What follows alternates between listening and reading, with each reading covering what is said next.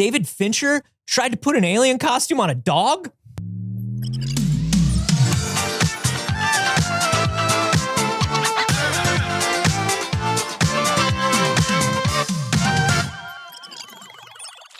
Hello. Good morning. Oh, good morning, BBs. It's too early. It sure is. Welcome to the first, best, and only morning show in existence. I'm Anthony Carboni. And I'm Saige Ryan. It's Labor Day. Yeah. Labor Day. Make a hot dog on a grill. Yeah. You know? That's the day. Don't get any mail or go to the bank. Yeah. Don't do it. Yeah. Is it the first of the month? Is today the day that you would maybe want to go to the bank for some reason? Maybe. You better not. Maybe, because I sure did. You better not. Well, today is the 2nd. Oh, shit. But it was closed yesterday, too. Yeah. Yeah. Because of the Lord. Yeah. Because of Lord Birday. Because of our Lord and Savior. Yeah. Lord Birday. What did you do this weekend? Oh, God. What did I do this weekend? I just got back from a little trip. I went down to San Diego for 2 days. I took a little time away. Saige needed a day and a half off. Yeah. That tracks. A much needed vacation of about 36 hours. And really where nice. better to go than beautiful, glorious San Diego? But you know what, Anthony? What? I went on a train. Oh, I love the train. Oh, I love a train. God, I love the train. I will take a train anywhere if it's an option. Maybe okay. I was always like, one of the stereotypes of autistic people is that we love trains. Yeah. Okay. And I was picturing like Gomez Adams model trains or like being interested in the history of trains. Mm-hmm. And I was like, one stereotype I don't got. No. Love to be on a train. Didn't know that counted. Didn't know that's part of what they meant. Love to be on a train. A pure, unbridled joy around the area of trains. Yeah. That's all it is. And they got me. They That's got me all on it that is. one. But you know what? What? I just love public transit as a concept. Sure. So I took the train and like our LA metro system this weekend. Yeah. And Best metro system in the United States. It's absolutely awful. You get a chance, come to LA and just ride around on the metro for a day. You're really going to love it. Yeah. There was that trend going around for a while that's like, if you hated somebody, what would you have them do in your city? Yeah. I'd probably say like take the metro. Yeah. I'd be Put them on public transit. Yeah, jump on. But our train is very nice. Tell them, no, you don't need anybody to pick you up from the airport. Yeah. Just hop on a train. Yeah. You'll be fine. Yeah. Take the flyaway. Yeah. Anyway, sorry, that was super LA niche. But I love public transit in theory. I'm very passionate about the concept of public transit. And I really want to become a public transit person. Yeah. And then I go on the public transit and I go, ooh, maybe I am simply not built for this. I would take it more if it went to places I was trying to go. Oh, yeah. I mean, if it was in any way convenient. Yeah. Absolutely. Last month. It goes to one place. Last month, 2 months ago, whatever it was that we went and we saw the Star Wars live reading. Yeah. Xander and I took the train. Yeah. Because you could. How was it? It was not terrifying. Yeah. Was it pleasant? No. Like it smells bad. Yes. But I'm like, I'll accept that. Does it smell bad? Yes. Does it move slower than you think? Yes. Yeah. Is it full of just the shadiest people? Just shady looking people? No. It was for us. Oh, no. I had a very pleasant experience. Yeah. Clearly we looked like lost and it was our first time on public transit. Mhm. And a lady who was definitely kooky. She was definitely a weird one, but like a lovely kind of weird one. Yeah. She came up to us and was like, "You're at the wrong machine." And I was like, "Thank you so much. Oh my God." And she was like, "That one's this one. You want to look for this one. That's MetroLink. This is where you're going here." Yeah. And then she's like, "Come on, I'll go with you." And I was like, "Oh, you don't have to go with us." She goes, "It's okay. I already missed my train anyways. I'll go with you." And she came with us. Okay. Yeah. Waited by the train, got on the same one. I hope this was the one she was planning on taking and she had just missed the last one because Mhm. they're every like 15 minutes or so. And then she got on. She didn't sit by us. Really lovely. But she did sit in another seat and start crying. Okay. Yeah. No, she momentarily was able to hold her life together by assisting To help someone someone else. else, yeah. And then the moment that was over, she had to return to her own life, Yeah. which she simply could not fix. Yeah. Your problem she could fix. Yeah. So I don't know really what to make of that, but I'd say she was very lovely. Yeah, I wish I could take the train more. I live close to a train station, but if it goes one place. If you come to LA is ridiculous because if you look at the subway map of LA, it has like 8 different colors and like all these different lines. But when you look at it, you notice that all the lines only have 2 stops of their own. Yeah. And then all 8 colors just go along the same path. Yeah. We're hosting the Olympics soon. But they did say that there's supposed to be potentially, that could be the motivation to put in new public transit. Anything could be the motivation to put in public transit, and yet. Now, it could be a quality of life thing, but it isn't. And we are seeing that there is a possibility that we get a more robust public transportation system because of the Olympics. And I don't want the Olympics to be here. I want to be very clear of that. Nobody wants the Olympics. The Olympics is going to grind this city to a halt. But it is going to destroy. Our city will simply crumble under the weight of the Olympics. 100%. You've read all these stories. Gets us some public transit? I'll take it. It won't. You know that, all those stories of towns that have hosted the Olympics throughout time and how it actually destroys their economy for like 10 to 15 years afterwards. Yeah. Baby, LA is teetering. It's like being a VFX house for one of the big companies. Yeah, exactly. Exactly. It's like, hey, why don't you come do a Disney movie? Yeah. This is gonna be the most money you've ever made. That's a nice company you got there. If you make it. Sure would be a shame if all you got to do is survive until it's over. Yeah. Anyways, that was my weekend. How was your weekend? My weekend was pretty good. I caught up with the Aliens movies. Oh, yeah? Did you see Romulus? I did. What do you think? I think it had some really fun stuff. And it was sufficiently creepy and gross. Yep. Which is what you want out of it. It had a sufficient amount of body horror tied to human fears. Yeah. And existential crises and all that stuff. I will say, is it my favorite Aliens movie? No. Sure, no. When I rewatched the other ones, I discovered I have a love for Prometheus that I did not have. Wow. When I initially watched Prometheus, when it first came out, so the theater opening night, I was like, oh my God, a new Alien movie. Yeah. Went and saw Prometheus and I was like, what is this? This isn't Alien? Yeah. Fuck you, Ridley Scott. That's how I felt about Prometheus. I'm out of here. I went back and I rewatched Prometheus again. Number 1, doesn't say Alien in the title. They knew they weren't making an Alien movie. Oh yeah, 100%. Number 2, it actually has some amazing ideas and some really cool plot and is creepy in a really good big way. Should we watch Prometheus? I freaking love Prometheus now. Wow, you really pronounced the pro. Yeah. You Prometheus. say Prometheus. Yeah, this is not your standard Metheus. I feel like everyone else says Prometheus. Yeah, Prometheus. Prometheus. Prometheus. I feel like we're saying the same thing. I will say this, though. Alien Covenant. Trash film. Yeah, tough. Alien Covenant is a trash film. What a garbage movie. You know when directors fall in love with an actor and you can tell that they've not necessarily romantic love. Yeah. They've just they've just fallen in love with an actor and what that actor does, and they just move heaven and earth to get as much of that actor into something. Mm-hmm. That's Ridley Scott and Fassbender. Okay.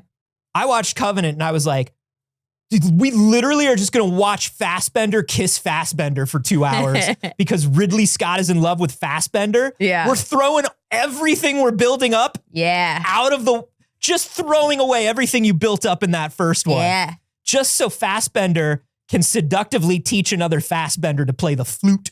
Yep. Fuck that. But Romulus. I thought it was really good. I didn't rewatch the other Alien movies right beforehand, so that might be a different experience. You don't need to. I just mean in I don't know. It just felt like successfully, and again with a little distance between having seen the originals, only like probably a few years, but it felt like an Alien movie. It felt like really successfully, which is hard to revisit.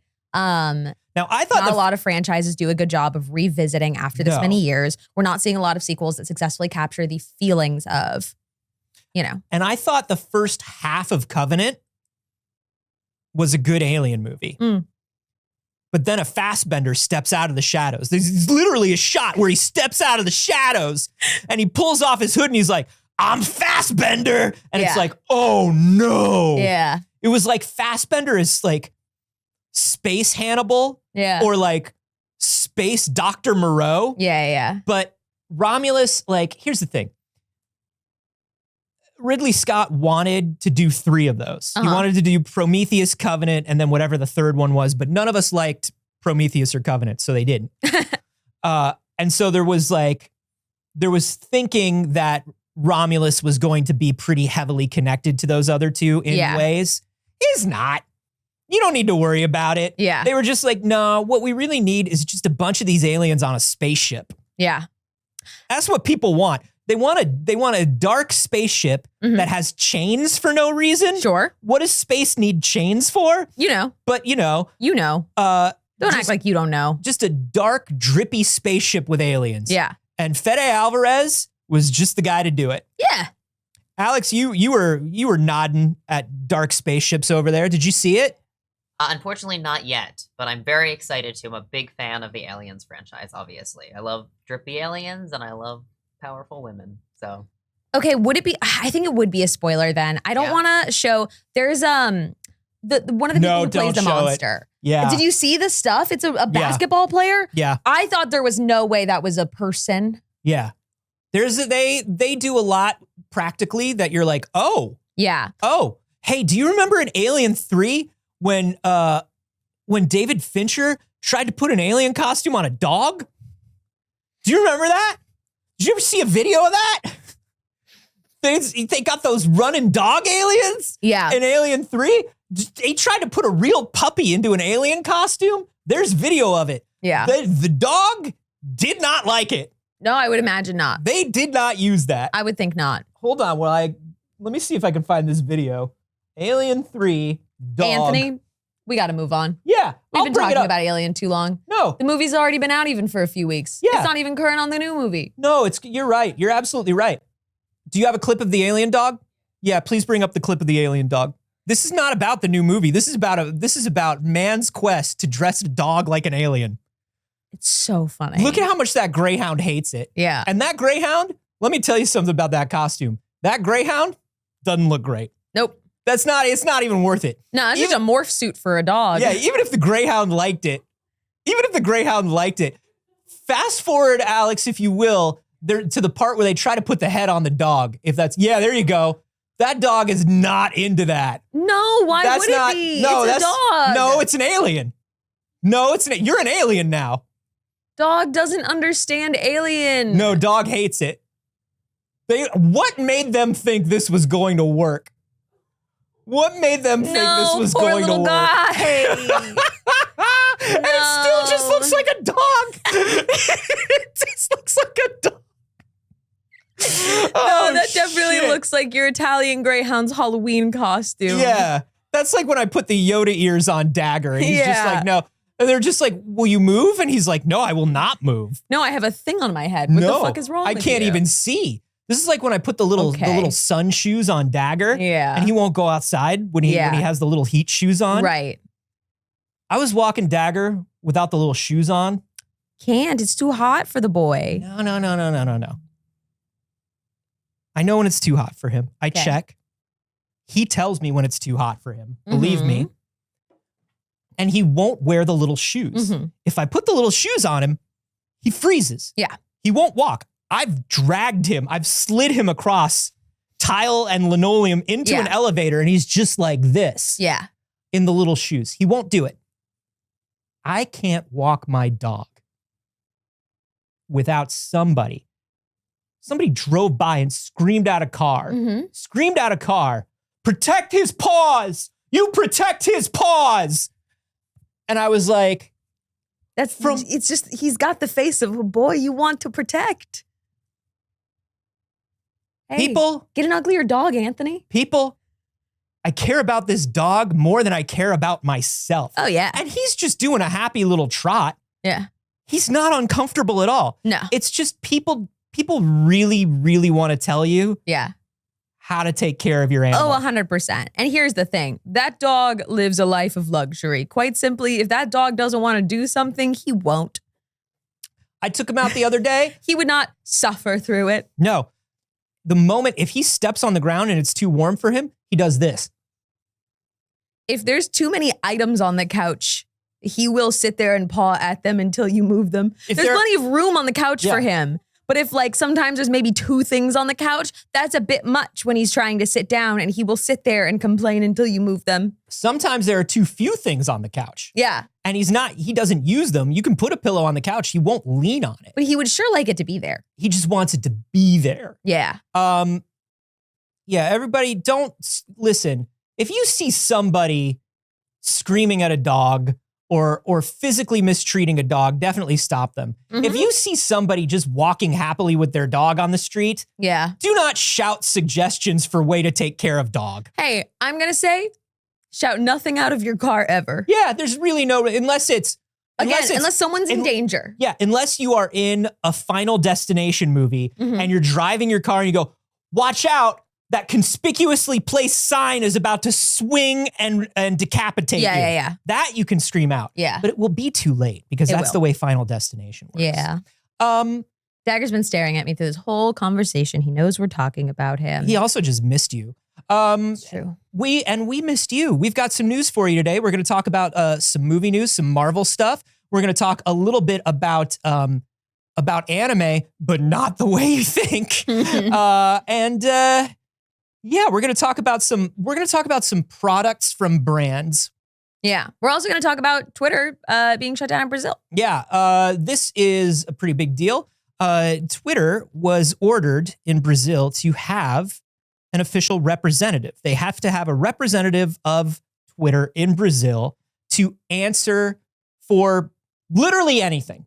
Literally. To make sure that Twitter is essentially functioning inside of Brazil within their laws. Yeah. A completely reasonable request. If somebody has a business request, if somebody has a legal request, if somebody has any sort of reasonable request somebody could make for a business, there should be one person in Brazil. Yes. According to Twitter. Yeah, according to Brazilian law, there needs to be one person there. Now, previously, there had been an entire office for Twitter in Brazil that, as part of Elon Musk's takeover, he did shut down. Now, he didn't do that, of course, until the far-right government was no longer in power in Brazil. As the government has moved more left, suddenly, Elon Musk, not the biggest fan. So weird. Now, Elon Musk is insistent that Brazil is under a dictatorship, and that is why they are censoring Twitter. He is saying they're shutting down Twitter in Brazil. Yeah. The previous guy, not close to dictatorship. New one, much closer to dictatorship. How interesting, Elon Musk. What a take to have. What a take. Again, he is spouting all over the platform nothing but good takes. They are only shutting down Twitter because Twitter is a source of information that they don't want the people to have. And Brazil keeps being like, no, we have given you warning after warning. We gave you a window of time to operate within it, and then we extended it. Yeah, we told you exactly what you needed to do to keep Twitter operating here.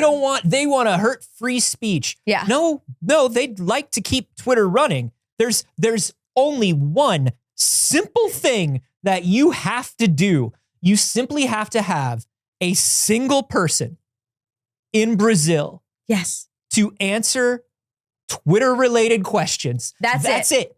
That's it. One legal representative of Twitter in Brazil. One person working at a desk in Brazil that they can at least email.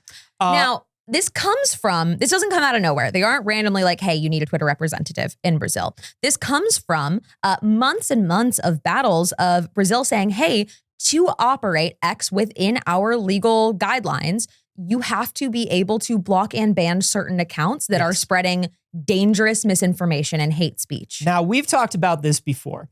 There are a lot of things that social media companies will say they simply cannot do that they already do in other countries. Right. Or that were previously done before you bought the platform. Yeah, there are a lot of requests that are made for filtering, for administration, for moderation that in America they simply go, or in a lot of countries they'll simply go, we can't do that.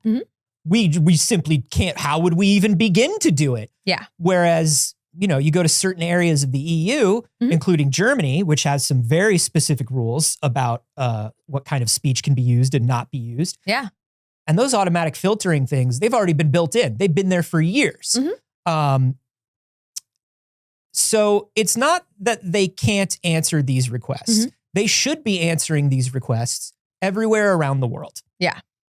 Everywhere around the world. Everywhere that your platform operates should have to exist within its legal guidelines. That makes perfect sense. You don't get to say, well, everybody has to follow America rules or the non-existent ones that we have. Absolutely not.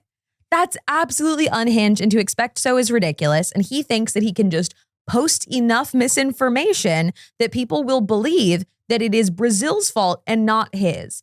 And it is kind of effective because I am seeing a bunch of people being like, what the fuck, Brazil? Because there is a huge 20% of the Brazilian population uses X/Twitter. There is a massive fan community in Brazil that is incredibly active across all social media platforms. So this was a huge loss for the platform, and people were like mourning deaths of massive fan communities that were like carried by and operated by Brazilian fans. The first time I heard about this was when I started seeing artists and like you're saying, like pop culture news outlets and things like that being like, hey, we don't know if we think Twitter's going to be shut down. Yeah. And I was like, oh my gosh, it's happening. Yeah. Like it's actually happening. And that's how I first found out about it. There's a huge amount of, and people are saying Twitter's being shut down. We don't know what to do. Yeah. And then you have Elon Musk, Lord of Twitter, who has all the followers, has the platform, has the voice, and all people are hearing is, yeah, Brazil simply won't let us operate. They hate free speech. So weird. It's so weird. You know what's so interesting? He can just push whatever he wants to push. That's always the problem. What's so interesting to me is that throughout this and throughout the history of Elon Musk on this stupid fucking platform, he's been calling himself a free speech absolutist. That's right. Okay. Free speech is back. You remember free speech is back and comedy is back. We're allowed to be funny and we're allowed to tell the truth again, unless we're like Russian, right? or from Ukraine. Yeah. Unless we're like Ukrainian. Unless you're a Russian person speaking out against Russia. Right. Specifically. Or if you're anybody, if you're any Ukrainian person. Yeah. Hey, actually, in fact, Alex, I just put a link in there. Are you from Turkey? Would you click on that link? Would you please click on that link and show that to people? Because I just want to talk about the free speech absolutist. All right? Just the absolute free speech. Yeah, scroll down a little bit. Caution, this account is temporarily restricted. That's Abria Iyengar. That's Abria Iyengar. Our friend Abria. Our friend and one of the greatest criminals of all time. Abria Iyengar. And you know what that's for? That's for having hashtag ceasefire now in her name. That's right. And has been like that for months. There have been studies by Pew Research that have said since Elon Musk has become the head of Twitter, there has been an amazing uptick in misinformation, in hate speech, in particularly right-wing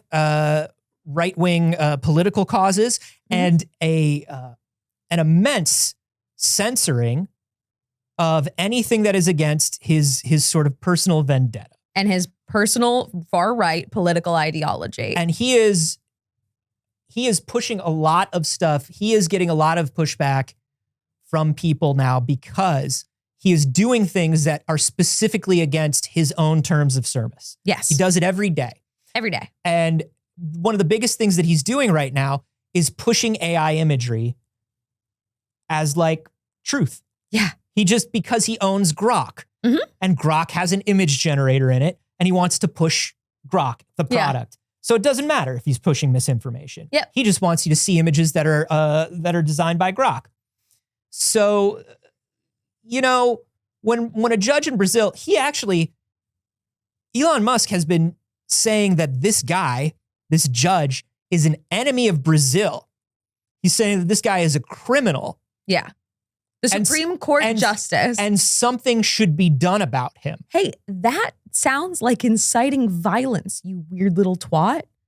I don't get it. Whoa. So Elon Musk, who has 17 bazillion followers, it's most of X. Everything he says goes out to that number of people, and he's saying, this guy's a criminal. String him up. How very interesting that you're allowed to say that. How very interesting that you're allowed to say that and somebody's not allowed to put hashtag ceasefire. This man can't even wear a hat in the right direction. And he's in charge of all this stuff. Truly, absolutely absurd. It is nonsensical, and I think it was important to talk about because people sometimes are just seeing the pieces of like, oh no, Brazil has banned it. Brazil has banned it. No, Brazil has said you just have to follow our fucking laws. And the laws are less right-wing than they previously were. That's it. They have moved into a less right-wing regime, and Elon Musk doesn't agree with that. They have moved into a less conservative, general political state. And he will slowly. He pulls this stuff for literally any reason. He's trying to leave San Francisco because San Francisco was like, hey, you have to let somebody in. You have to let the building inspector in. And he's like, no. And no rules for me. Twitter had like a 10, 15 year something sweetheart deal where they didn't have to pay city tax to be in San Francisco. They got huge tax breaks and incentives to be in San Francisco. Which the idea here is you have 15 years here, build your business, hire locally, and then once you're entrenched in the city, you can start giving back, and we want to make you a part of the city. There are things specifically within that contract. Well, there should have been things specifically in that contract that said that X had to stay there for a certain amount of time after this tax break. But the moment this tax break is ending, and Elon's like, moving everybody to Texas. Yeah. Moving out of Brazil because politically and probably in terms of economics, I don't like that it's going to cost me money to keep operating, to even have one person in Brazil operating. One person. Because it's not a money thing. It's really not. It's not at all a money thing. No. It's not I don't want to pay for somebody to be in Brazil because as I think it was Jelly in the live studio audience earlier was like, they're not even saying you have to have an office here. They're not saying you have to have any kind of operation here. They're saying one legal representative. You could have a lawyer. You could have a lawyer in Brazil. One lawyer. I'd be shocked. I'd be shocked if the dude doesn't already have a lawyer on speed dial in Brazil. Why can't that guy answer the phone for Twitter? The other thing that's a problem with these oligarchs like this, these American oligarchs, which is what we have now, is because he owns the platform. He's not even American. Because he's just based here. Real piece of shit to immigrants for an immigrant. Yeah. I don't know. Seems weird, bro. He's making them all move to Texas. They're going to be super happy there. Mr. Stronger Borders. But here's the thing. Because he owns not just X, because he is one of the richest people in the world, depending on what day, the richest person in the world, he also owns the means of distribution. He doesn't just own the product. He owns the means of distribution. He owns Starlink. Yeah. Starlink is a huge deal in countries that don't have the space or the facilities or the money to put in an infrastructure. And Starlink has defied the order to block X in Brazil. Elon Musk's internet service provider is now saying, we will not be blocking our other product. Which is illegal. Hugely. It's super fucking illegal. That's, what do you mean? No. You can't just say no. Absolutely absurd. There are active fines being imposed on X for every day that they do not comply, essentially. Right now, the fines are at about $3 million US. He doesn't care. He doesn't care. Money. Hey, everybody. Financial penalties are only penalties for the poor, which does bring me to my next point, which is there is a fine for people that use a VPN to still try to access X right now for citizens. So this is like kind of a mixed bag here, right? Because a $9,000 fine daily, $9,000 fine for any citizen that uses a VPN to still try and access Twitter is absurd, right?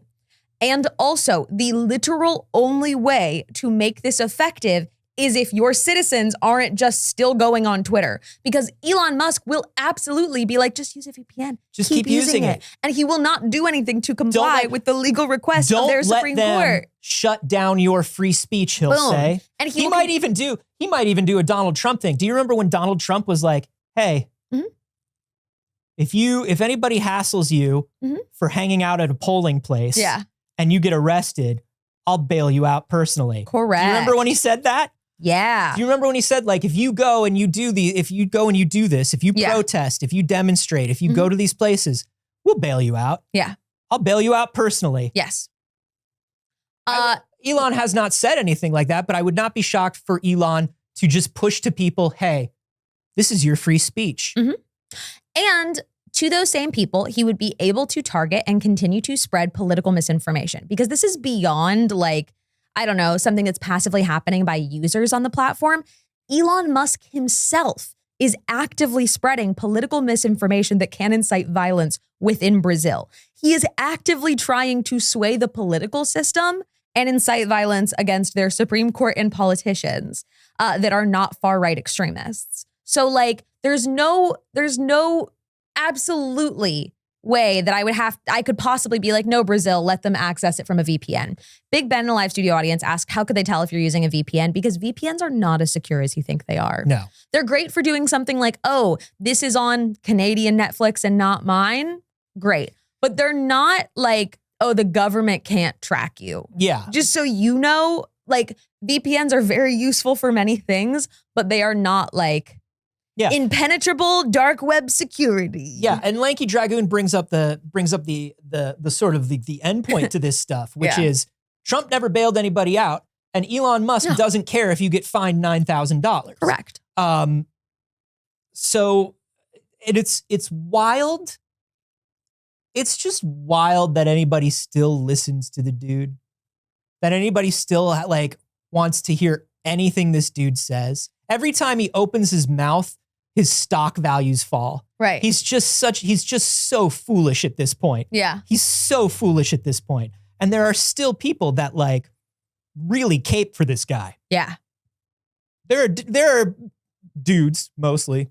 There are dudes out there that just cape for this guy. And most of the time, if they're using a profile picture of a woman, it's still dudes behind it pretending to be a woman on Twitter to look like Elon Musk has female supporters. Oh, yeah. Just saying. Oh, yeah. Like, a lot of the time they're taking like random like stock images of women or like stealing women's photos from other things. And they're like, I don't know. I think I agree with him. Women shouldn't have rights, coming from a woman. Yeah. And it's not a woman. It's never a woman. Almost. As a black woman for Trump. Exactly. Exactly. Okay, Senator Cruz. Did you forget to log out and log back in? This is, well, actually we can't. Go ahead and show the second one, Alex, the second meme. Yeah, the goodbye. This is sad. Mm-hmm. This is lately people have been doing mikus, like Hatsune mikus from their own country. Mm-hmm. And this is Miku Prime saying goodbye to Brazilian Miku. Oh. Don't go, Brazil. Don't go, Brazil. Truly, hey, everybody, this is also genuinely, and if we're to take the like all of the massive political implications out of this, it is also just a huge fucking bummer for Brazilian fans that have friends and communities on this platform. Literally, I mean, we all know that like Stan Twitter is rooted in Brazilian fans. The level at which fan communities, fan artists are carried by Brazilian fans that have built so much that we get to enjoy online is massive. And taking Twitter out of Brazil is a huge devastation for a lot of people. They've lost friends that they were only connected to in one place. I totally understand also the desire of people to get on a VPN and get back to those communities that they're a part of. But Elon Musk simply has to have consequences. And it sucks that you are the consequences. And I'm so sorry for that. And that super sucks. And maybe we should all just get off of Twitter and X anyways. I mean, probably. Maybe that's it. Probably, maybe. Flannel Fry saying, imagine fumbling the come to Brazil crowd. Right? Brazil known for people just going, come to Brazil. Yeah. I've not spoken to anyone from Brazil online without them either opening or closing with, come to Brazil. Yeah. Come to Brazil. Yeah. We want to see you in Brazil. Yeah. Well, that's for two reasons. One, because they're a very active fan community. Mm-hmm. And two, people don't come to Brazil. Yeah. You have to ask, right? We don't have to be like, hey, come play a show in LA. Come to a meetup in LA. Hi. Hello. Hey. How would you like to come and say hello say on the hi. stream? Come say hi. Hey, if you anyway, just come on in and say and just say give me like 5 words about Elon Musk right now into the mic. Oh, you should see my Tesla. I just added a sticker I got from the homie Ethan. Ethan. The anti-Elon Tesla club. Yeah. So that's I hate him. He's bad. He's not smart. He bought Tesla after they made something good. Yeah. He's a bad person. I'm doing a session 0. I thought we were going to do it here, but it would make sense that it wouldn't be. Now I'm going to have to hop and let people know. Can I tell you something? We're just happy that you're here. Yeah. Look. We're happy to see you. Hey, that was, it took my brain so long to process. What if we made out? What if we made out? I mean, hey, we need the views. Thank you. Oh, good. That was, it took my brain moments to process looking over and Iffy being here. Who are you calling? Hold on 1 second. What are you doing? Hello, I'm here with the #1 most wanted criminal on Twitter, Abria Iyengar. Oh, good morning, Abria. We got a lot of surprise visits this morning. Iffy just walked into our studio. Abria Iyengar, are you here? I didn't know we could just walk in. Oh, yeah. Turns out our security's really bad. Yeah, our security is dagger. Yeah. How is it? I think Sarah's posted up outside. They'd let Iffy in. How are they treating you in Twitter jail?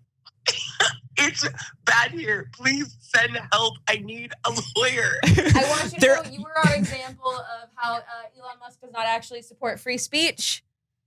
It sucks so much, but he does know the minute I come back, I'm yelling at him all day, every day until I'm kicked off again. As is your right.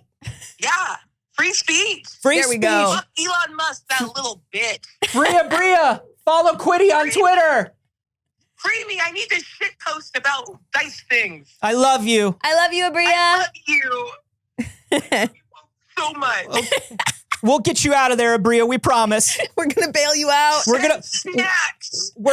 I'm gonna bake a file into a cake. I love you. I'll see you soon. I'm booking a conjugal.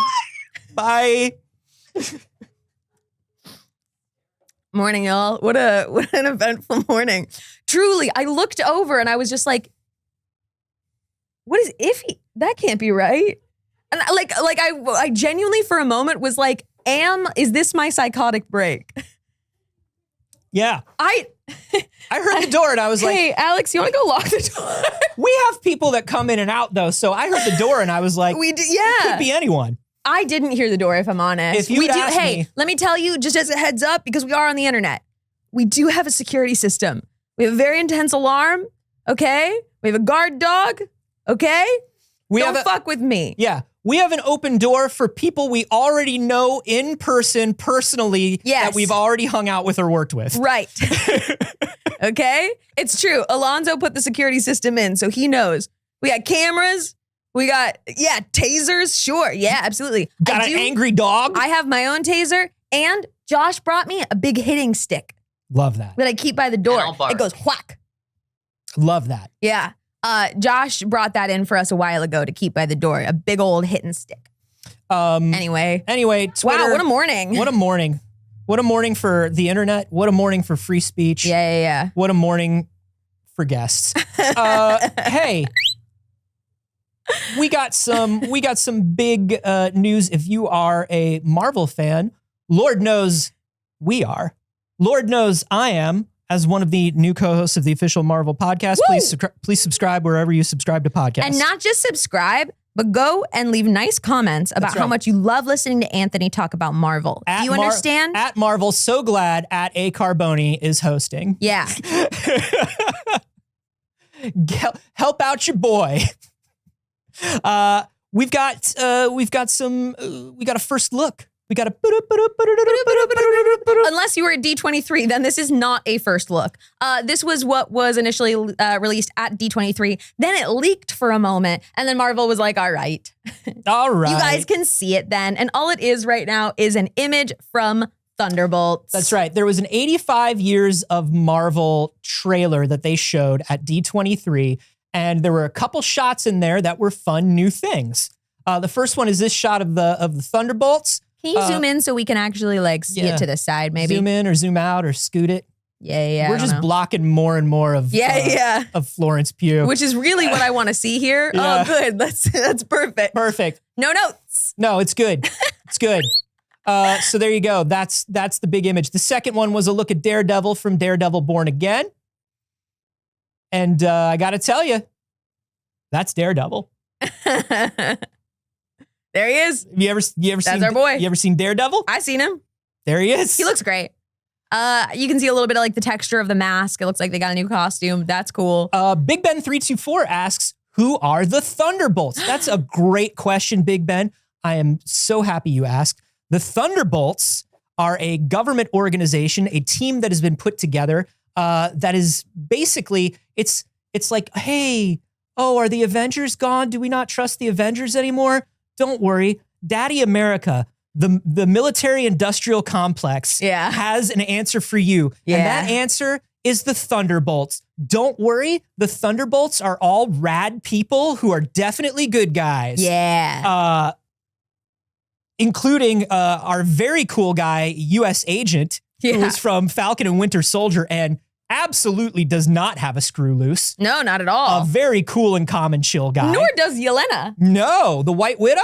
Yeah. White Widow, perfectly fine. Perfect. I do love her, so I am actually very excited about this. Yes. But I also love that we're going to get more of Ghost and Taskmaster. Yeah. Because I think that they were two very cool characters that did not have enough to do in the movies that they appeared in. Yeah.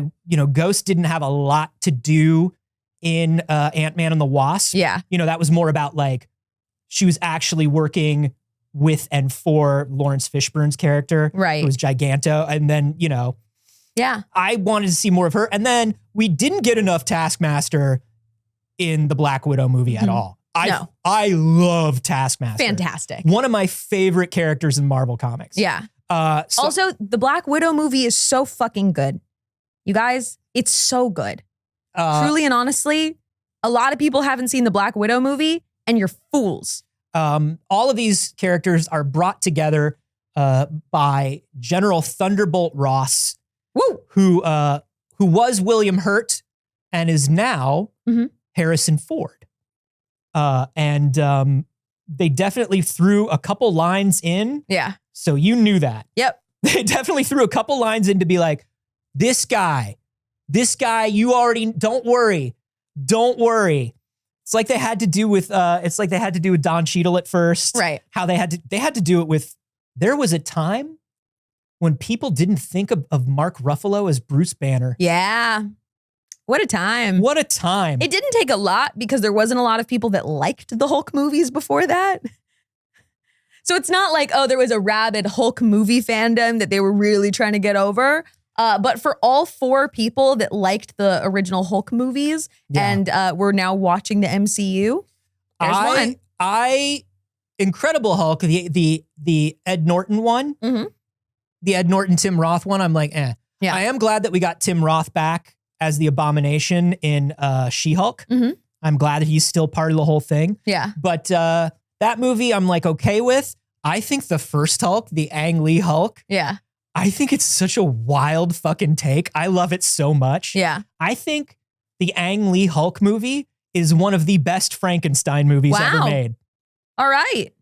One of the best Frankenstein movies ever made. Big words. But it's kind of cool that the Thunderbolts are coming, and Daredevil Born Again, of course, is something that we're all very excited for. Yeah. I'm so happy that we're getting our boy back.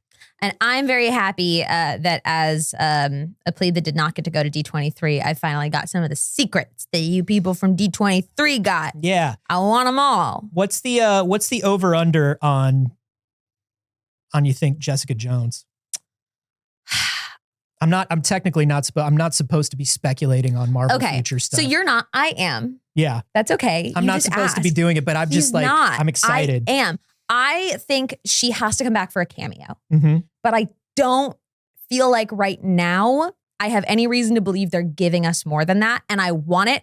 I love Jessica Jones. I'm a huge Jessica Jones fan. I love comic Jessica Jones through to Jewel. Yes. I love all of it. I love the Jessica Jones Netflix show so much. I think the first season of that show is like an immaculate superhero television show. It's perfect television. I think it laid out the blueprint for all of the superhero TV shows that we really like now. I think there's no WandaVision without Jessica Jones. Sure. I see her as a cameo first. Mm-hmm.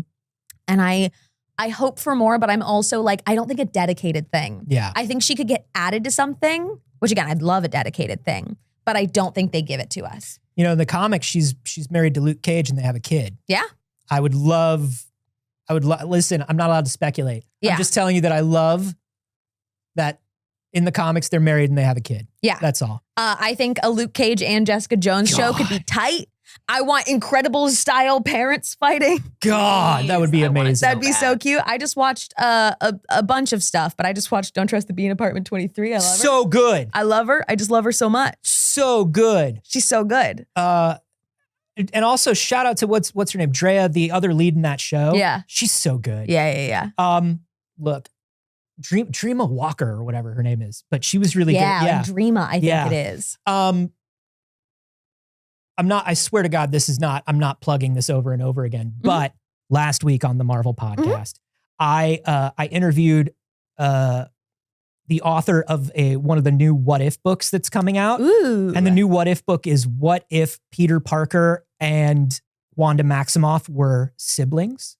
Interesting. Trading one Peter for another. That's fun. But one of the things that pops up very heavily in the book is Jewel. Yeah. Jessica Jones. Yeah. Still as Jewel. Like the timeline has changed because of all this stuff. And Jewel is like a major character. Bad. I want Jewel so bad. I was convinced that we were going to get there in the show eventually. Yeah, didn't they show in the first season when they showed her costume, like her old costume? So what they did was they did like a joke thing essentially where Patsy had her like got them costumes. It was like, we're going to do it. And she was like, absolutely not. Yeah. That's it. That's all we saw. And I want it so bad. Yeah, she used to go to the same high school as Peter in the comics. Yeah, exactly. And like something changes it to where she gets to keeping, I don't know, but the book sounds really interesting. I would love to see Jessica Jones come back. I just feel like if you're bringing back Daredevil, bring back my girl. Look, the Defenders, they did not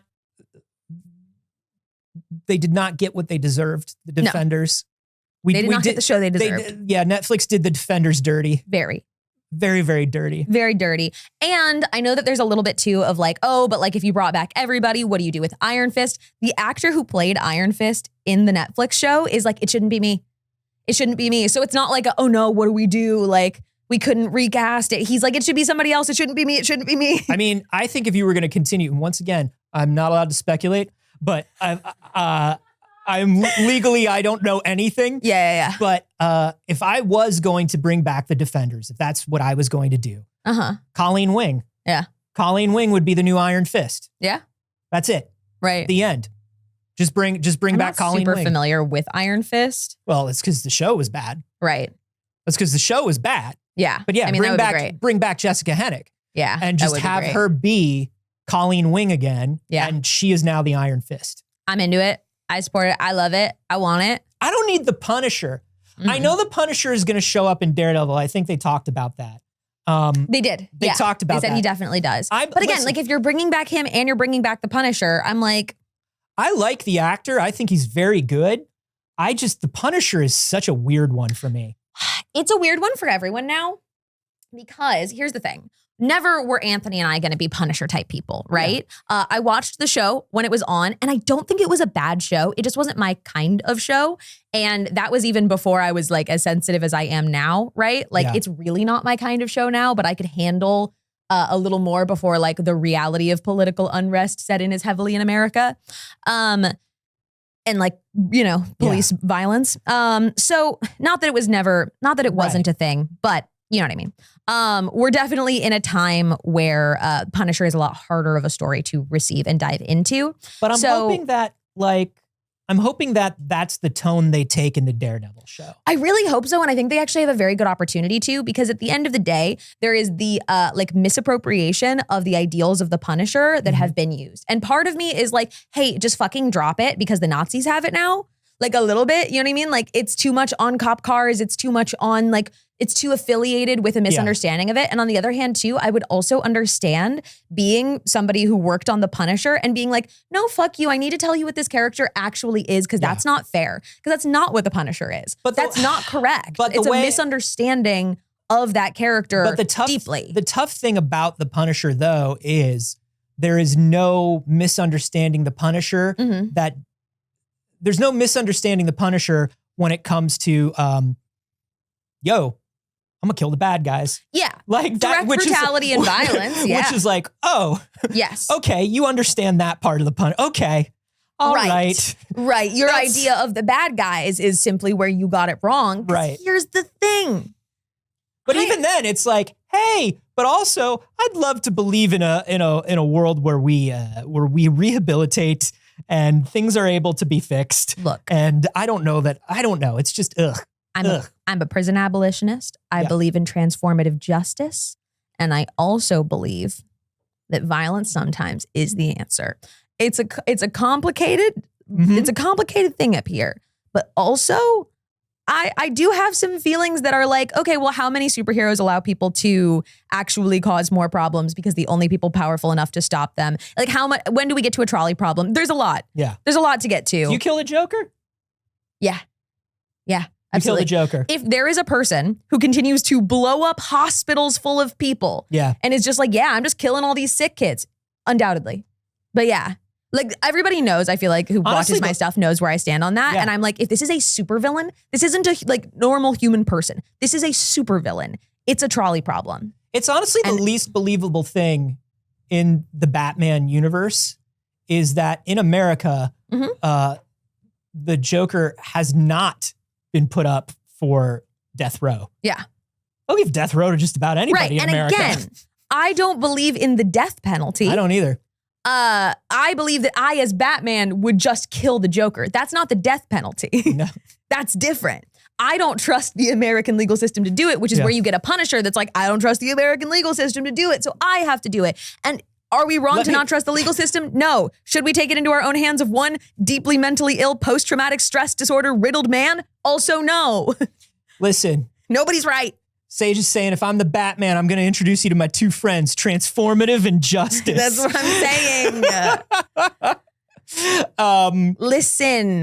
But here's the thing. If he did a weapon of mass destruction, Philosophy of Violence. if he did a weapon of mass destruction, somehow Batman would still put him in jail. But that's the thing is, to me, the idea of Batman, Spider-Man, all of these like street level superheroes, wrapping them up with a note for the cops. Yeah. Right? Hey, I got your guy. Here he is. Yeah. Let justice take care of it. Right. That makes sense. Yes. That makes sense to me. But also, you ain't wrong. You ain't wrong. Bruce Wayne, the thing is like everything about Bruce Wayne now. Yeah. They've really leaned into, and this is the best way to explain Bruce Wayne. Everything about Bruce Wayne is a tangled web of neuroses that no one at this point will ever be able to untangle. He is as messed up in ways as any of the villains he fights. Mm-hmm. And so when Bruce Wayne is like, I'm not going to kill because I know if there was a bit, I think it was the Grant Morrison comics where he was like, no. I don't kill because I know once I do, I won't be able to stop. Yeah. He's like, I'm so angry and I'm so messed up that I know if I do it once, it'll just be too easy to just mow everybody down. Right. And that's not good So that's the thing where it's like, we can't trust anybody to have that kind of power. Yeah. And then you get into just like, well, we just shouldn't have superheroes and supervillains if we're trying to tie this in reality, which is why I like for my stuff to exist really outside of reality. Yeah. I don't like to think about any of these people existing in my world. No.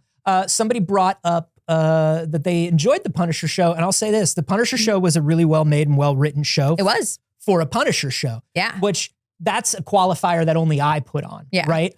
Like, if you're a fan of the Punisher, I think they gave you a very good show. Yeah.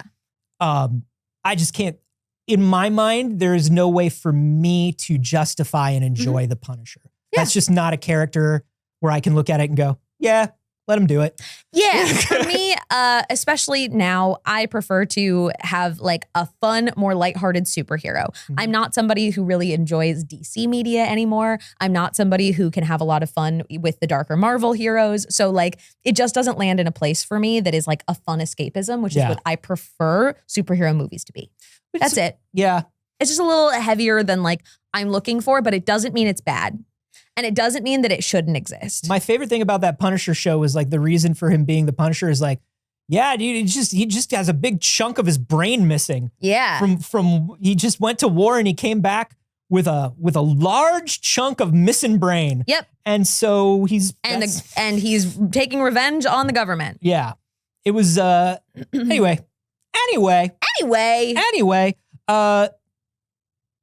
Hey, you want to bring it back up a little bit? You want to lighten it up a little bit? Let's bring it up a little bit. Let's lighten it up a little bit. Let's talk about this Barbie flip phone. Have you seen this, Anthony? I did. I almost sent it to you, but I was like, she probably already knows.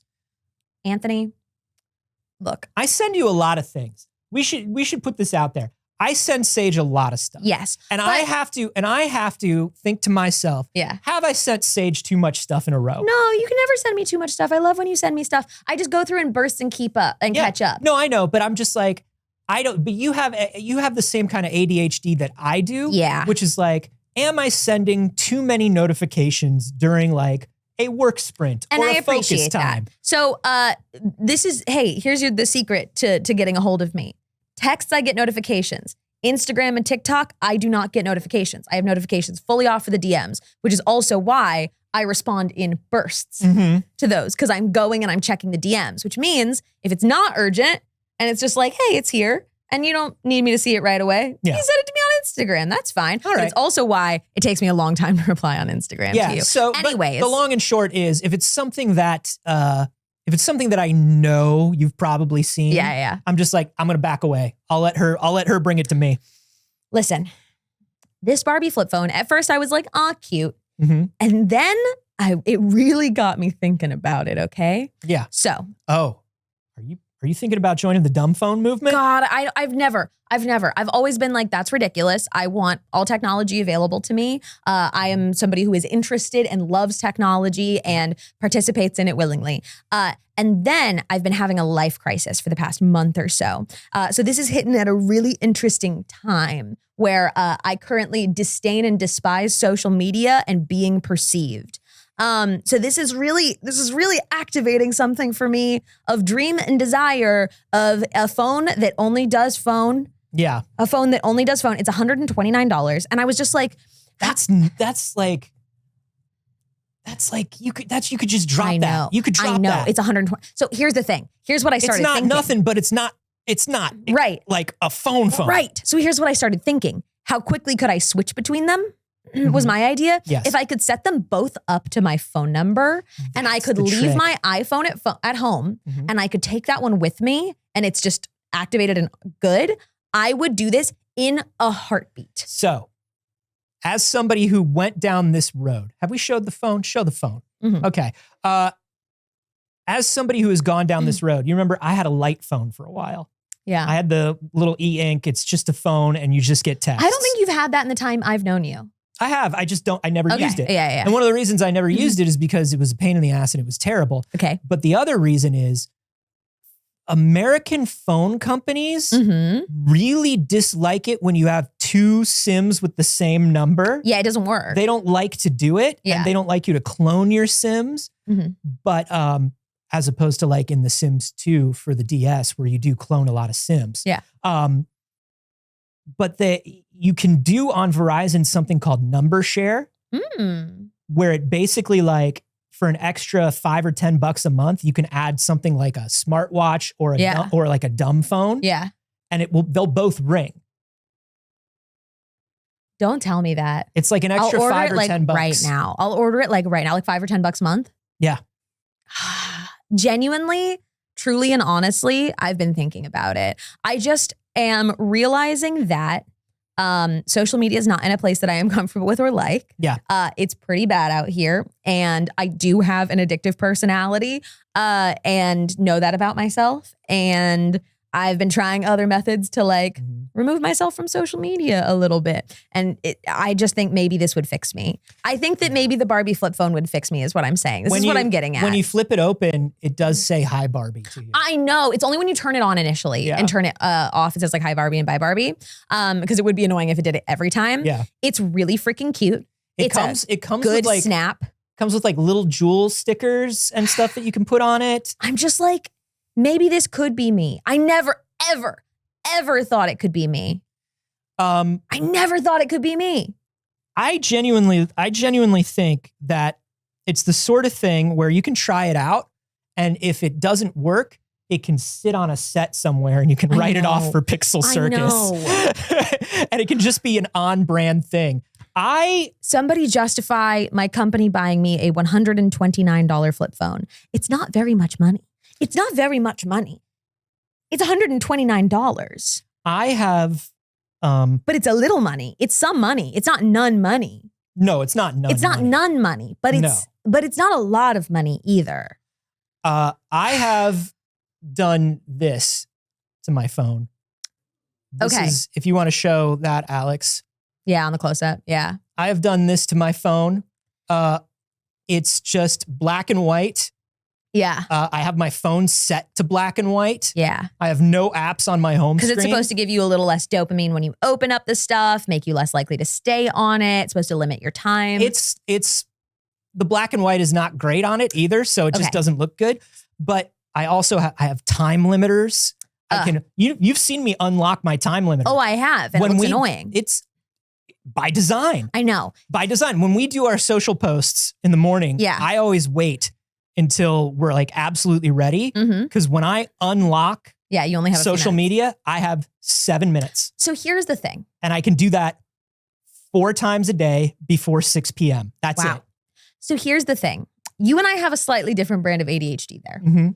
Because, or maybe it is some other part of my neurodivergence that doesn't work for. I have tried so many of those like self-disciplinary techniques. I can't Pomodoro. I can't do any of those things because there is a part of my brain that needs it to focus, but there is a larger part of my brain that says, fuck you, you can't tell me what to do. Yes. And it will, like, that kind of stuff activates me in a way that, like, genuinely makes me angry. So something that I've noticed. And I don't like being angry. Yeah. Something that I've noticed over the last few days is I call it the smart husky problem. Yeah. Huskies are very smart dogs. Yeah. It makes them incredibly hard to train. My friend had a husky and it learned how to open up the treat jar on the shelf to get treats out for itself. Yeah. Right? And then close the jar back up. And like if you can. So it's like, hey, we're training you not to open the jar. You can't open the jar. You're not allowed to open the jar. So the husky pushed the jar off the shelf. Yeah. Screw you. It broke open and the husky ate all the stuff. Yeah. The smart husky problem is I don't have these limiters on my iPad. Yeah. So some days I catch myself reaching for my iPad and just being like, now I play a game for a longer time. Right. And it's like, at a certain point, you do, unfortunately, at a certain point, you do have to exercise the self-control. Like nothing can stop, like nothing can fully stop it. I'm just trying to get rid of the worst stuff. That is the most automatic. I don't want to be a person who opens up my phone and starts scrolling through garbage when I have like a minute and a half. Right. I don't need to fill a minute and a half. And I fill every minute and a half with garbage. But the thing is, it's less that I know I'll get around it and more the like anger. Like genuinely, like it makes me so angry that it ruins my day. No. It's like if the thing I was trying to avoid was going on social media and having negative feelings, That's not effective if every time I see the timer, it fills me with rage. I even have gotten to the point where I had to like re-establish my morning routine because I would wake up and be like, this alarm can't tell me what to do. I can just turn it off because screw you. And I would wake up so angry. Yeah. I would wake up so mad that this alarm was telling me what to do. Sleeping Anthony and awake Anthony are very often at odds with one another. Mm-hmm. Sleeping Anthony will be like, no, I know what Awake Anthony said. Awake Anthony said we're going to get up at this time and we're going to go do these things because they have to be done in the morning. And right. Like, and if we don't do them, we're going to waste a lot of, Yeah, like, whatever. Here's the thing I say to Awake Anthony. Yeah. I'm Sleeping Anthony. And I say, this is what we have to do. Eat shit, bud. Yeah. Hey, I'll make a deal with you, Awake Anthony. Mm-hmm. I'll just set another alarm for a half an hour. Yeah. Half an hour is fine. Yeah. Half an hour, the whole day is still around. Right. Unless I don't set it for a half an hour. Yeah. Because sometimes I think that I'll be able to lie to myself. Yeah. Sometimes I'm like, yeah, I'll just set it for a half an hour. Unless I forget. Yeah, exactly. Unless I set it one for a half an hour and then one for an hour, not because I'm going to sleep for an hour, but just in case I sleep through the first one or something happens. Right, as a backup's backup. It's a backup to backup to backup. So I don't sleep with my phone anywhere near my bed anymore. Good for you. I can't do it. Yeah, that would also make me anxious. If I don't have my phone, I'm anxious. And I know that's like a thing that you train yourself out of by not having it. But there's too many, you get into this spicy little cocktail of like ADHD, autism, and PTSD. Yep. And then you're just having a bad time no matter what you do. At a certain point, at a certain point, it's just like, which one of these is most important? What's going to do the best for me? Yeah. I'm going to feel horrible no matter what. Yeah. What's going to make me feel the best? What's the best horrible? Yeah. And then eventually you're like, well, what's the best terrible? Right. Well, what's the best bad? Right. And you just slowly move up. It's like feeding and then your you Neopet. slide all the way back down. Right. It's like feeding your Neopet. You never make it. It's Sisyphus. Yeah. We're all Sisyphus. Yeah. I'll always sign back out, and the next time I log on, they'll be starving again. But then you go from starving to very hungry to hungry, and then your Neopet stops making that sad little face at you. You know, it's progress. But what I'm saying is this Barbie phone, I think, would not activate that because I don't even have the phone to be like, screw you, you can't tell me what to do. I leave it, and then I still get to soothe the like little bit of like anxiety stuff of being like, someone can reach me if they need me. I definitely have things where I'm like terrified of the idea of someone needing me and not being able to get a hold of me, which is also why I keep my phone very close when I'm sleeping. And like, I'm people's emergency contact. I can't do it. I've been the person who got the call for Anthony. That's right. And the trauma exists of like, but if I set what if I hadn't had my phone?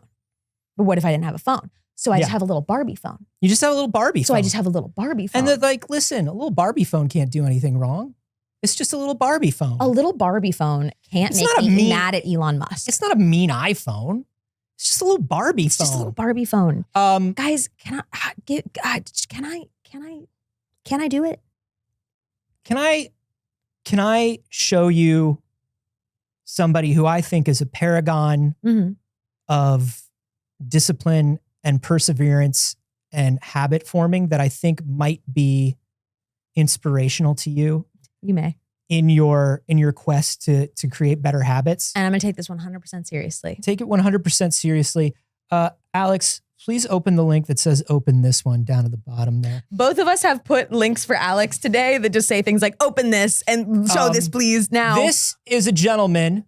You can go ahead and show it, Alex. This is a gentleman who for the last year has been watching Berserk and training himself to use a giant anime sword. Whoa. He's practicing outdoors every day until he can wield a giant anime sword.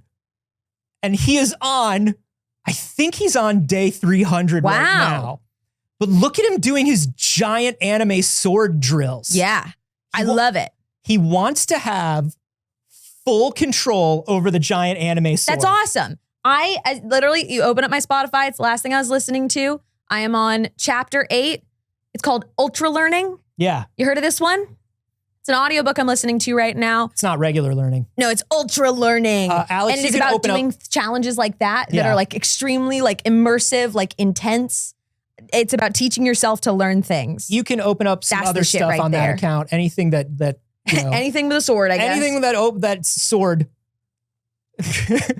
He is Day out there. 222. He's out there every day. And Good some days he practices special moves. Yeah. And he takes suggestions. That's awesome. He takes suggestions from people where it's like, I asked you guys what you thought, like what kind of move would work. Yeah. So he practiced a move where like, the beginning of all of them is going to be an intro, Alex. So you might want to just find the action on one of them before you put it up. Yeah. Otherwise, you're just going to keep getting him waving. You're just going to keep scrolling through them, or just stick with one. Although he doesn't have a sword in that one, Alex. I would. You stopped on the one where he doesn't have a sword. Stick with something else. So he'll ask people for moves. And they'll be like, oh, try one where you plant the sword in the ground and you use a drop kick. Or try one where you use the sword to, whoa. That was a Barbie phone tip. I saw it. Somebody tipped enough for a Barbie phone. We're at almost enough for a Barbie phone. Thank you, bless. How dare you? You also don't have to do that, guys. Really. You don't have to. I think this is the most impressive thing. Is it stupid? Shut up. Alonzo. Because here's the thing about it being stupid.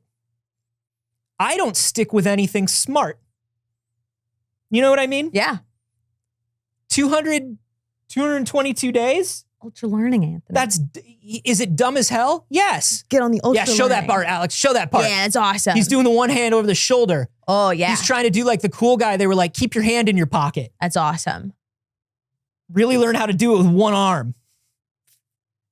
I absolutely love it. I absolutely love it. If you stick with anything, that's what I've learned. It doesn't matter how stupid what you like is. Just stick with it. Yeah. Just stick with it. Because everything seems dumb in the beginning. You know what I mean? You could spend 200 days doing yo-yo. Yeah. And then you'll be really sick at yo-yo. And people will be like, yo-yo. And then you'll break it out and people will be like, yeah, he's really good at yo-yo. Yeah. And that's something. Yeah. You know what I mean? For sure. That guy is going to be able to wield an anime sword. That's a heavy sword. That is a heavy sword. That's got to be a good workout. Yeah. It's also got to be very dangerous.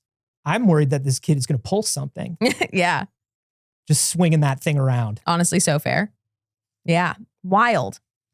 Well, totally. It's in my brain. I listened to 8 chapters of this book yesterday. You're ready to ultra learn. I'm ready to get a Barbie phone. Get the Barbie phone. I'm ready to get a Barbie phone. Get the Barbie phone and order us our 3DSs while you're at it. What if it made me good? It's probably going to, listen, there's probably some sort of equipment.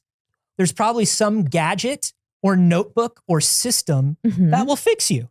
And you just have to keep buying them until something does. You just need probably the right planner or a good pen or a Barbie phone. It's not that you keep giving up on systems. It's that you haven't found the exact right one yet.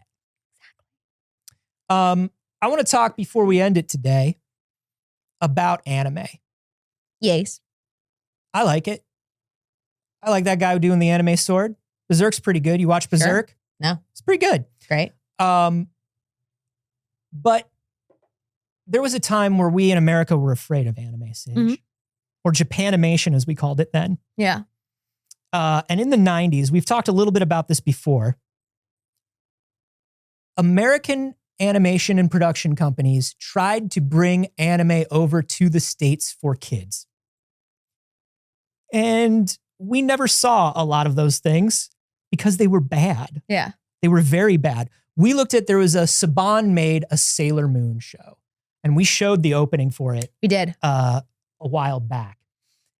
It's bad. It's a mix of live action and animation. It's good and bad. I don't know. If you want to go to the third link for this one, Alex. Yeah.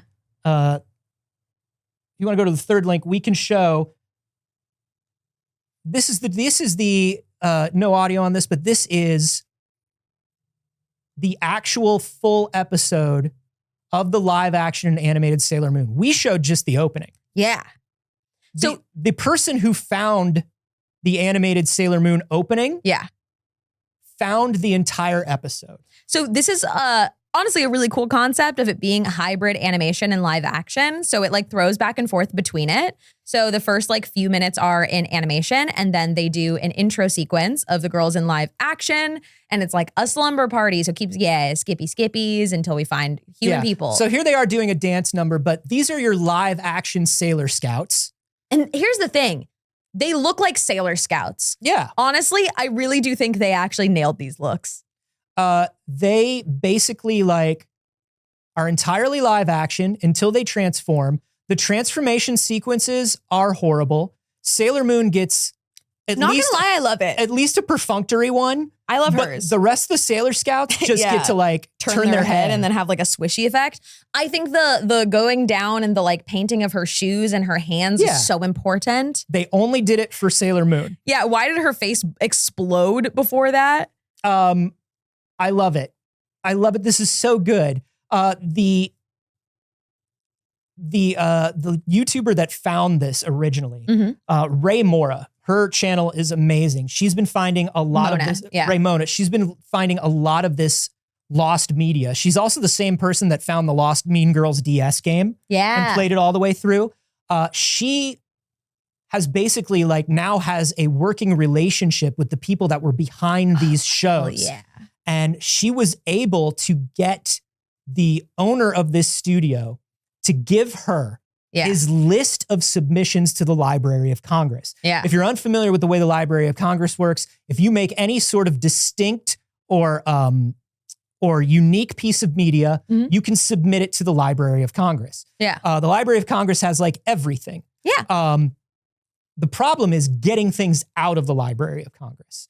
You can't just be like, hey, I know that, give me your best, highest quality original copy of Citizen Kane.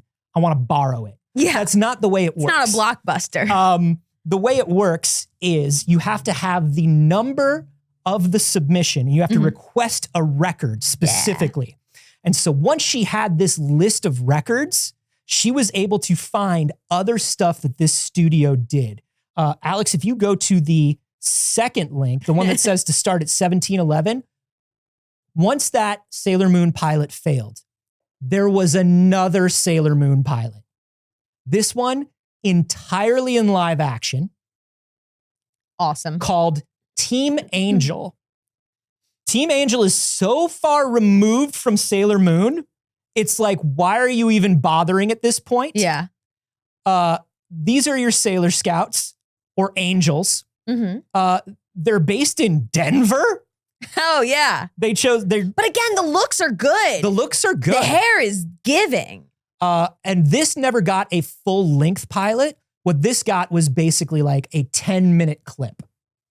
So these were essentially proof of concept. What is that? What is she driving? That's what are awesome. they driving? They didn't add anything. The invisible boatmobile, baby. Yeah.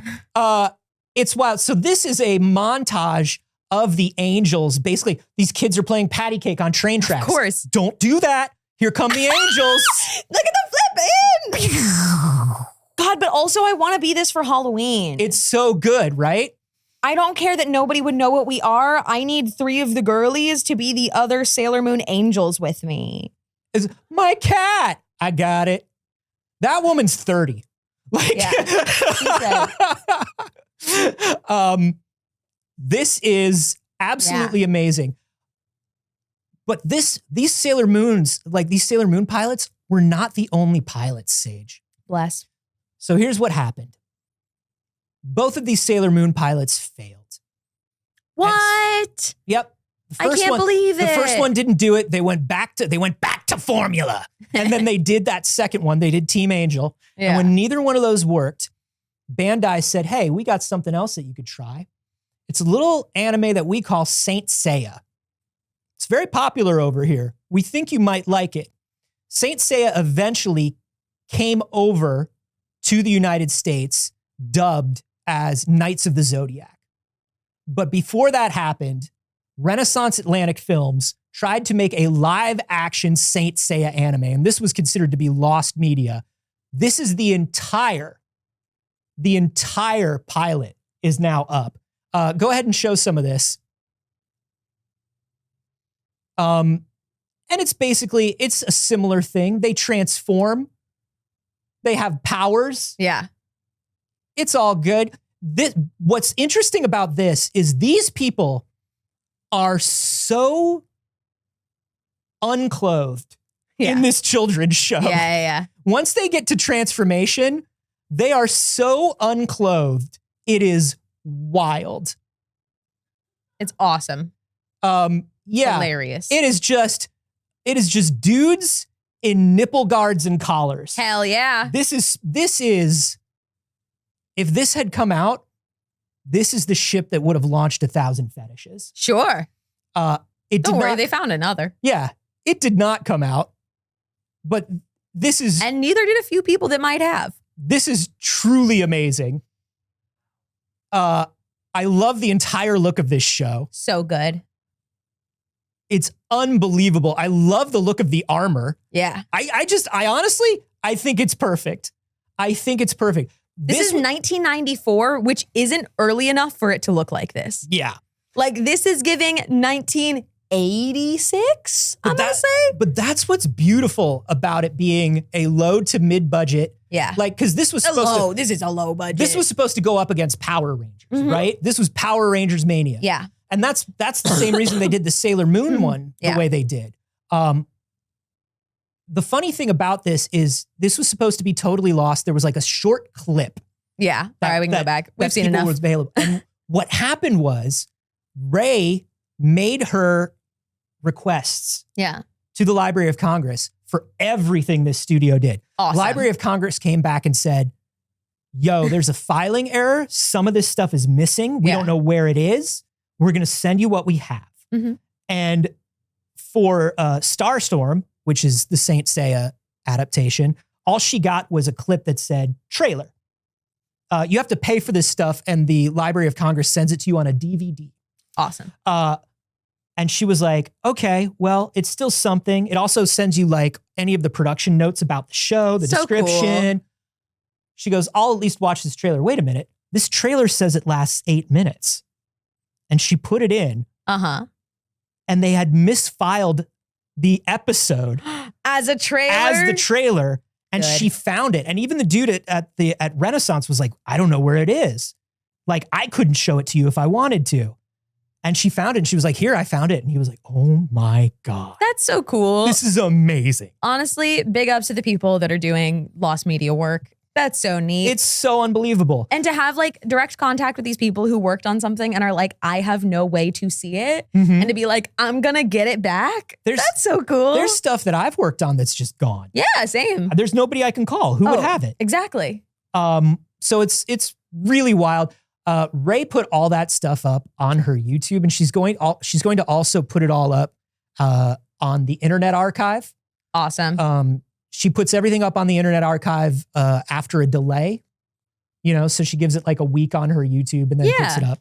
I'm going to link to her YouTube in our It's Too Early channel in the Discord. So if you guys want to check that out later and see any of these, they're all up there. Yeah.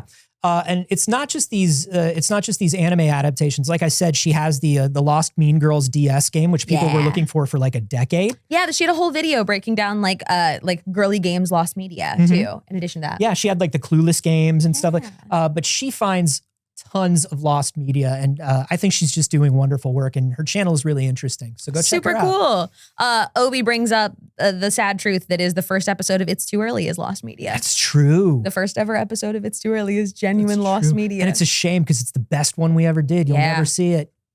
We were really a totally different format back then. We tried something really different. Dude, we've been chasing that high for 4 years now. We couldn't sustain that level of production value because the first one we really went all out. So anyways, that's it for our show today. Thank you so much for spending your morning with us. We appreciate you so very much. We would always love to hear your thoughts in the comments if you are watching on YouTube. Thank you to everybody who chats live with us on Twitch. We stream the show at 9 a.m. on Monday and Friday over on Twitch. If you are watching on YouTube, please like the video. It helps us out a lot and it's free to do.